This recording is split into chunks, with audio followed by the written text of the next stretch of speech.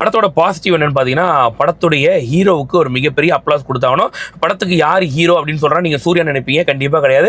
படத்தோட ஹீரோ யாருன்னா Sai Abhyankar, music director இருக்கார்ல, அவர் தான் படத்தோட ஹீரோ. ஏன்னா அவர் இல்லைனாக்கா படம் உண்மையிலேயே ஒன்றுமே இல்லாமல் போயிருக்கும். ஆக்சுவலாக இப்போவும் படம் ஒன்றும் இல்லைன்னு வச்சுக்கோங்க. இருந்தாலும் கூட அந்த மியூசிக் சாங்ஸ் இதை வச்சு கொஞ்சம் படத்தை ஒப்பேத்திட்டாப்புல. அங்கங்கே பார்த்தீங்கன்னா கடைசி கிளைமேக்ஸ் வரைக்கும் வந்து எல்லாரும் ஊழையிடுறாங்க அப்படின்னாக்கா அதுக்கு மிகப்பெரிய காரணம் வந்து சாய் அபியங்கர். ஸோ அதனால் சாய் அபியங்கர் படத்துக்கு ஒரு மிகப்பெரிய பாசிட்டிவ். அதே மாதிரி படத்துக்கு ஸ்டண்ட் போர்ஷன் சொல்லி ஆகணும், நல்லா பண்ணியிருந்தாங்க. உண்மையிலேயே ஸ்டண்ட்டும் படத்துக்கு ஒரு மிகப்பெரிய பாசிட்டிவ். அதாவது சம்மந்தமே இல்லாமல் நிறைய ஸ்டண்ட் வந்தால் கூட ஒரு ஸ்டண்ட்டும் அவங்க நல்லா பண்ணியிருந்தாங்க, அதுவும் படத்துக்கு ஒரு மிகப்பெரிய பாசிட்டிவ்.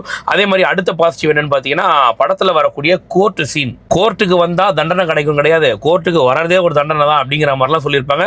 அது ஆக்சுவலாக 100க்கு 100 உண்மை. இன்றைக்கும் பார்த்தீங்கன்னாக்கா 20 வருஷம் ஆடுற கேஸ் எல்லாம் இருக்கு இல்லையா, அந்த மாதிரி நிறைய விஷயங்களை புட்டு வச்சாங்க. அதே மாதிரி இங்கே வந்து பணம் தாங்க எல்லாமே அப்படின்ற மாதிரி ஒரு விஷயத்தை காமிச்சிருந்தாங்க. அது உண்மைக்கு ரொம்ப நெருக்கமாக இருந்துச்சு. அது உண்மையிலேயே ஒரு நல்ல விஷயமா தான் பார்க்குறேன். ஸோ கோர்ட்டுக்கு போகிற கேஸ் எல்லாம் எந்த அளவுக்கு லோல் போட்டு லொங்கடிக்கிறாங்க அப்படின்ற மாதிரி காமிச்சாங்க.